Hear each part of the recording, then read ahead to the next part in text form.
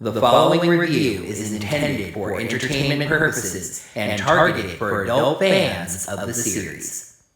The Rangers morph, there it is, and it's over. It tosses its new bombs, the Rangers do nothing, then they morph. 16 takes in a row without a blooper.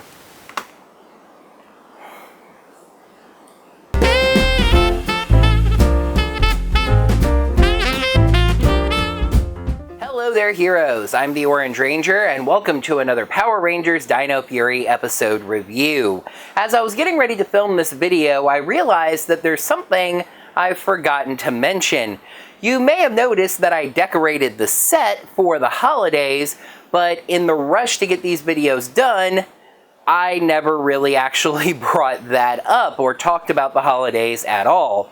So belatedly, I will say that I hope that all of you that celebrate it had a wonderful Christmas and that everyone had a happy and safe New Year. We have finally hit the 20s, and if there's any time that this plot should meet the road, it's right now.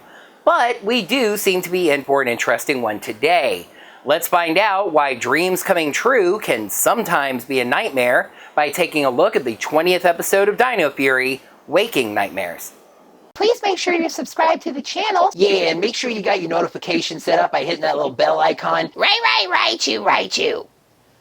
What he said was, you can consider checking us out on Patreon or Ko-fi at Orange Ranger Videos. We start things out on the ship during day for night hours where Aiyon is asleep but dreaming of the past. We see the first team of Dino Fury Rangers meeting at the base, where Zayto proposes using untapped grid energy to form a new Ultra Zord combination.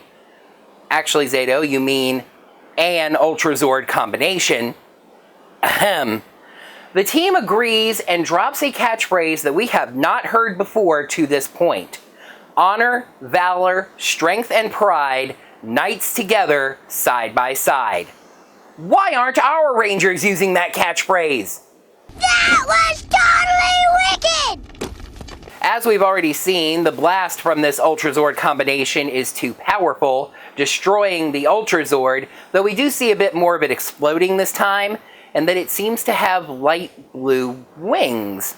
Interesting. Aiyon wakes up from the nightmare and starts walking around the ship, bumping into Zayto. When Aiyon explains the nightmare, Zayto says that he often has exactly the same one. When Aiyon asks Zayto if he thinks their teammates would be alive today if they had chosen differently that day, Zayto says they need to get some sleep. So, who remembers It's Great to Be Human, the diegetic song and dance number from Beast Morphers? Well, this is not quite that insane because A, it's significantly shorter, and B, this is a dream, spoilers, so it's not quite diegetic, but still.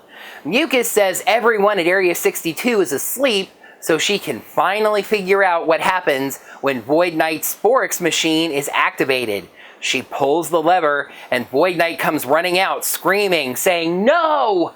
Now she'll be made the coolest creature ever!"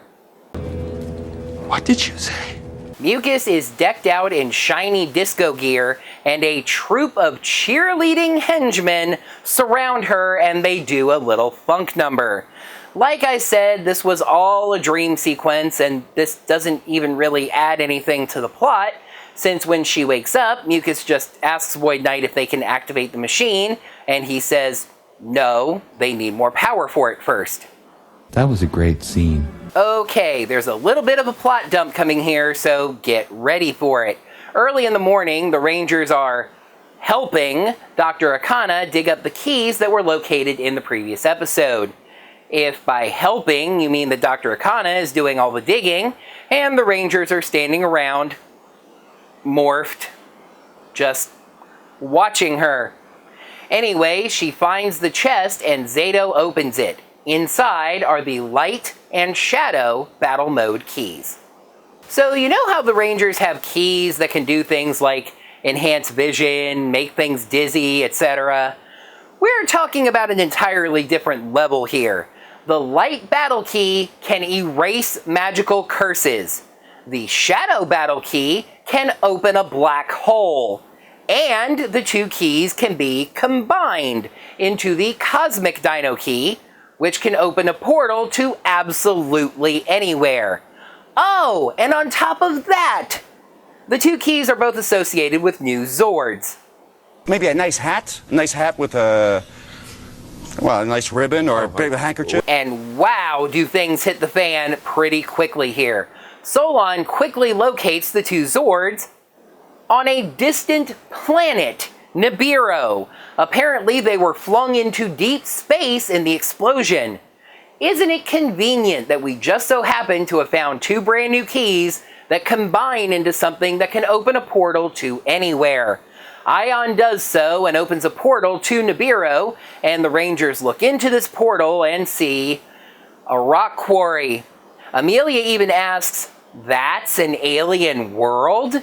in a way that's supposed to sound awestruck, but really comes off sounding underwhelmed. The portal is shaky and unstable, but Zayto decides to go through anyway because they need those Zords. That's right, they sure do need those new Zords against the increased threat of Lord Zed, I guess? Anyway, as soon as he steps through the portal, Zayto is scanned by something. Then the green, blue, black, and pink Dino Fury Rangers leap out, greeting Zayto. But then they pull their sabers and attack just as the portal collapses. Aiyon tries to open the portal again, but the Cosmic Key doesn't have enough power because it's not close enough to its connected Zords. This I actually like. It kind of ties into Power Rangers plot lore in general about the Zords having their own connection to the morphing grid. Dr. Akana then calls the hotline, and this actually reminds me to work in something I forgot to mention last time, that Dr. Akana asked the Rangers if she could scan the Dino Henge statues and just do all kinds of weird experiments on them or whatever, and the Rangers were totally cool with that. She tells them that she's about to do an experiment on the statues that they should really come and observe. The effects of gasoline on fire. She has wired up the Mosa statue, saying that since she first scanned the statues, she has suspected that they are connected to some kind of massive energy source, and she's brought along a whatsy-doodle that should make that energy source visible. She fires everything up, and sure enough, the morphing grid is displayed in the sky. She says, "Look at all that energy." Yeah, look at all of that blue void and white constellation lines.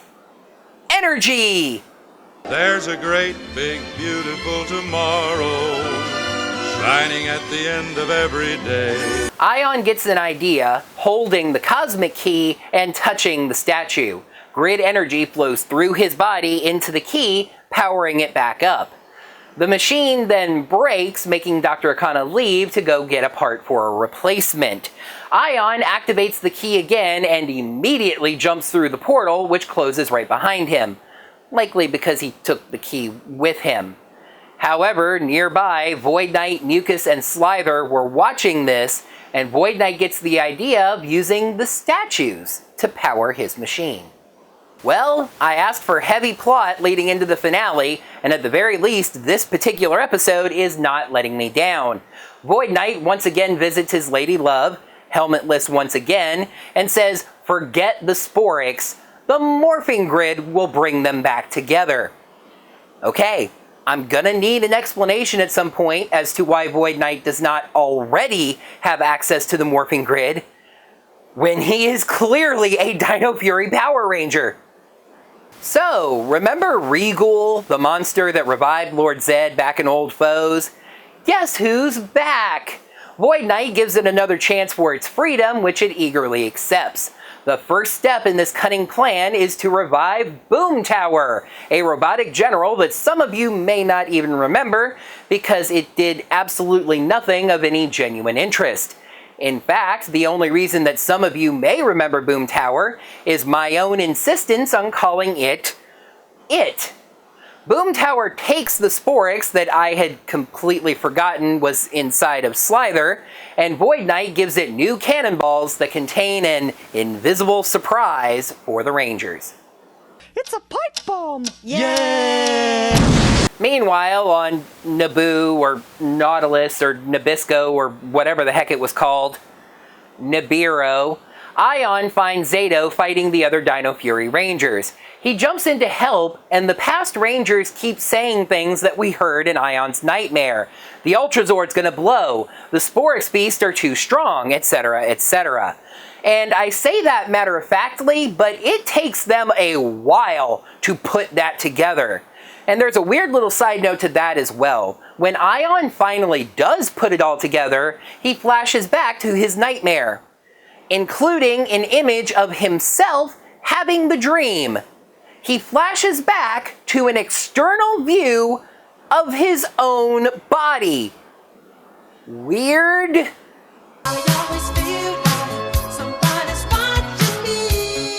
Back on Earth, the other 4 Rangers show up to the report of a Sporix Beast and find Mucus, who reveals Boom Tower. It tosses its brand new bombs.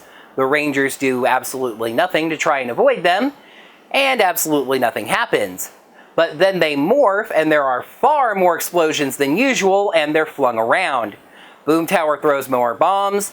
They again do nothing, but when Javi uses his Stego Dino Key, there are more explosions that fling them around. Over on the alien world, this gets a little simplistic. Aiyon and Zayto realize that the other Rangers are only saying negative things from that nightmare. So they decide to try saying the positive things, like the awesome catchphrase, and also doing a hands-in. The other Rangers participate and then disappear, forming into a giant blue floating ball that talks. Okay, I guess that makes sense. This is the Guardian of Nibiru, and it uses people's own nightmare imagery in order to keep the planet safe from marauders. Doing an awesome catchphrase has proven that Zayto and Aiyon are the good guys. Zayto gets a call from Solon about the Boom Tower situation, so Aiyon opens a portal so he can return to Earth, while he stays to pick up the new Zords. Zayto gets to the fight, but it keeps going the same way, even with the Rangers using boost keys. This took them even longer to put together than the thing on Nibiru about the past Rangers being nightmare imagery, but Boom Tower's cannonballs contain an invisible, highly explosive gas, so the Rangers can't use any attacks that cause fire or even sparks. Meanwhile, back on the Nabisco planet, Aiyon is led to the new Zords. The Shadow and Light Zords are Raptor Zords, and Aiyon portals them and himself back to Earth. Arriving at the fight, Aiyon activates the Shadow Battle Armor, which looks absolutely amazing and honestly just a little bit evil, and uses its power to suck all of the gas into a black hole. Boom Tower responds to this by growing, so Aiyon calls for the Mosa Razor and Shadow Battle Zords, which combine into the Mosa Shadow Megazord, basically giving the Mosa Battle Mode a gun and a new face. However, this is one of the most anticlimactic Zord fights I have ever seen. The Warrior Formation Megazord slashes Boom Tower twice and then does a chest bump. The Mosa Shadow Megazord shoots Boom Tower, kicks it, and then does a finishing move, sucking Boom Tower into a black hole where it explodes. And that's it. Solon calls and says she has bad news for the Rangers back at Dinohenge. The bad news is that Void Knight has stolen all of Dr. Akana's equipment. To do what? Find out next time in the story finale. For now, let's balance the scales. Episode 20, Waking Nightmares. Pros: finally, a focus on the grander story again, a step towards the idea of Ranger PTSD, and a non-traditional episode flow. Cons: bounces back and forth a little too much, some cheesy sci-fi elements that take away from the serious tone, and Rangers being slow on the uptake. Great progress in the story, but doing it this late shoves in some weird and cheesy elements. Waking Nightmares gets 3.75 scales out of 5. So this is absolutely what I wanted, a focus on the Ranger plot with a real serious tone to it and the sense that we are finally building towards something. The problem is that they've shoved so much filler into this season that now we're racing towards the climax. The quest to find Nibiru and the Shadow and Light Zords, I feel like could have been 2 or 3 episodes instead of just 1. Well, believe it or not, we've finally reached the end. Yes, of course, there is still Christmas, but the story of Dino Fury's first season is coming to an end here. Let's take a peek at how everything wraps up, looking at the story finale of Dino Fury's first season, episode 21, Void Trap.